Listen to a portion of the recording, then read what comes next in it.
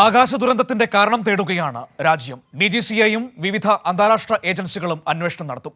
Britain, America രാജ്യങ്ങളിൽ നിന്നും വിദഗ്ധ സംഘം അഹമ്മദാബാദിലെത്തും. ബോയിംഗ് കമ്പനിയും ആഭ്യന്തര അന്വേഷണം ആരംഭിച്ചു.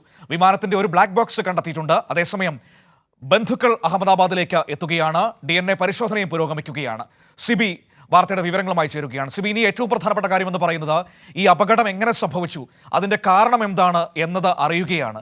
അതിനുള്ള വിവിധ തരത്തിലുള്ള അന്വേഷണങ്ങൾ ഇപ്പോൾ മുന്നോട്ട് പോകുന്നു എന്നാണ് മനസ്സിലാക്കുന്നത്.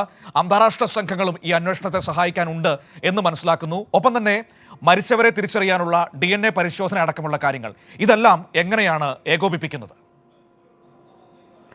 മനു, തീർച്ചയായും ഈ വിമാനാപകടത്തിൻ്റെ കാരണം എന്താണെന്നുള്ളതാണ് ഇനിയിപ്പോൾ ഏറ്റവും ഇതിലെ പ്രധാനപ്പെട്ട ഒരു വെല്ലുവിളി എന്ന് പറയുന്നത്.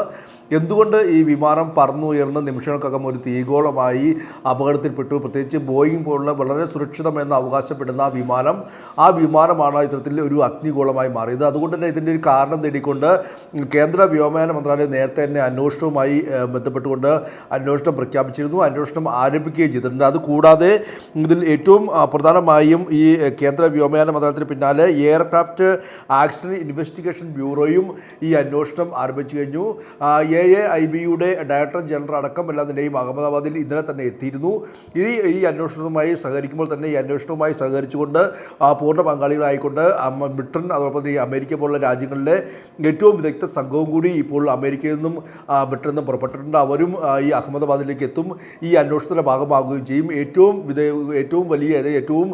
വിദഗ്ധരായ വൈദഗ്ധ്യമുള്ള ആളുകൾ തന്നെ ഈ ഒരു അന്വേഷണവുമായി സഹകരിക്കുമെന്ന് അറിയിക്കുകയും ചെയ്തിട്ടുണ്ട്. അങ്ങനെ വളരെ വിപുലമായ അന്വേഷണമാണ്, പല അന്താരാഷ്ട്ര ഏജൻസികൾ ഉപയോഗിച്ചുള്ള വിപുലമായ അന്വേഷണമാണ് ഇപ്പോൾ നടത്തിക്കൊണ്ടിരിക്കുന്നത്. അതുകൂടാതെ മറ്റൊന്ന് പ്രധാനപ്പെട്ട കാര്യം, ഈ ബോയിങ് കമ്പനിയെ സംബന്ധിച്ച് ഒരു വലിയ ആഘാതത്തിലാണ് ഈ ബോയിങ് കമ്പനിയെ സംബന്ധിച്ച്. US കമ്പനിയായ ബോയിങ് കമ്പനിയും ആഭ്യന്തരമായ അന്വേഷണം ആരംഭിച്ചു കഴിഞ്ഞിരിക്കുന്നു. പ്രത്യേകിച്ച് 2020 എല്ലാം തന്നെയും ഈ 777 സീരീസ് വിമാനം സംബന്ധിച്ചെല്ലാം തന്നെയും ഇതിൻ്റെ നിർമ്മാണത്തിൽ എല്ലാം തന്നെയും ചില അപാകതകളുണ്ടായി, ചില വീഴ്ചകളുണ്ടായി, അല്ലെങ്കിൽ അതിൻ്റെ അസംബ്ലി മേഖലയിലെല്ലാം തന്നെയും ചില കുറവുകളുണ്ടായി എന്നൊക്കെ ചില വിവാദങ്ങൾ അന്ന് ഉടലെടുത്തിരുന്നു.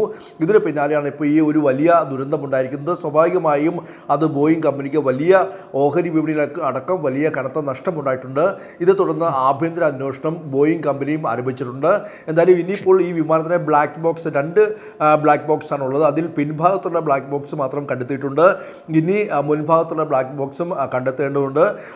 പിൻഭാഗത്ത് വലിയ രീതിയിൽ കത്തി അമരാത്തത് കൊണ്ടാണ് ഈ ഒരു പിൻഭാഗത്തെ ബ്ലാക്ക് ബോക്സ് കണ്ടെത്താൻ കഴിഞ്ഞത്. ഇനിയിപ്പോൾ മുൻഭാഗത്തെ ബ്ലാക്ക് ബോക്സുകൾ കണ്ടെത്തിയാൽ മാത്രമേ കൃത്യമായ അപകട കാരണം വ്യക്തമാകുകയുള്ളൂ.